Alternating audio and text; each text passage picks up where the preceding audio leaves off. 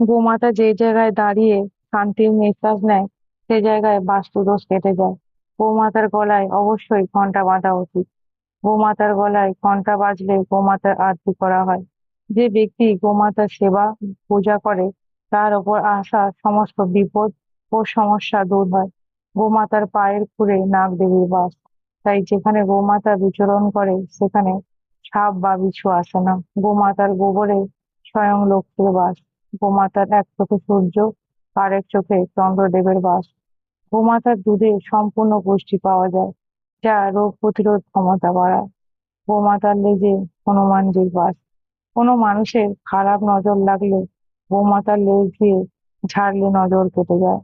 একটি গোমাতাকে চারা খাওয়ালে 33 কোটি দেবদেবীকে ভোগ দেওয়া হয়। গোমাতার দুধ, ঘি, মাখন, গোবর, গোমূত্র দিয়ে তৈরি পঞ্চগব্য হাজার রোগের ওষুধ।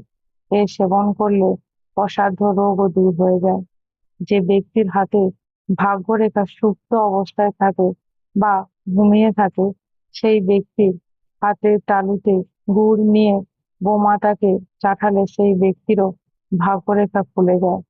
গোমাতার 4টি চরণের মধ্যে দিয়ে বেরিয়ে পরিক্রমা করলে মানুষ ভয় মুক্ত হয়।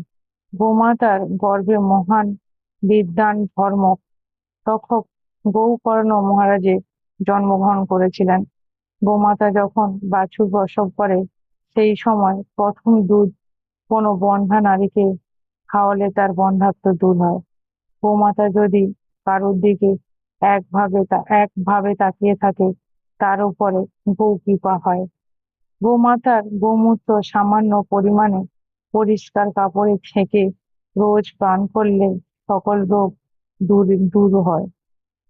কালো গোমাতার পুজো করলে 9টি গ্রহ শান্ত থাকে। সম্পূর্ণ আচার নিয়ম মেনে গোমাতার পুজো করলে তার শত্রু দোষ দূর হয়। গরু একটি সম্পূর্ণ মন্দির। আমাদের হিন্দু ধর্মে 33 কোটি দেবদেবী আছেন। প্রতিটি 30 কোটি দেবদেবীর মন্দির দর্শন করা সম্ভব নয়, কিন্তু গোমাতা দর্শন করলে সকল দেবদেবীকে দর্শন করা হয়। যে স্থানে গোমাতা খুশি হয়ে বিশ্রাম করে, সেই স্থান দেবদেবীরা পুষ্পবৃষ্টি করে। কোনো অশুভ কাজ বারবার কোনো শুভ কাজ বারবার চেষ্টা করার পরেও যদি সফল না হয়, তাহলে গোমাতার কানে বললে আটকে থাকা কাজ হয়ে যায়। গোমাতার পিঠের ওপরের দিকে উঁচু অংশ সূর্য, চন্দ্র, নারী থাকে। রোজ সকালে এই উঁচু অংশে হাত বুলালে রোগ নাশ হয়।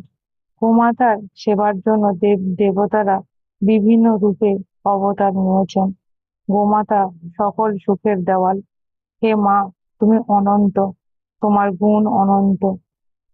আমার এই সামর্থ্য নেই যে তোমার গুণের পরিমাপ করতে পারি। বন্ধুরা, আমার এই ভিডিওটি যদি আপনাদের ভালো লেগে থাকে, অবশ্যই লাইক, কমেন্ট, শেয়ার করবেন।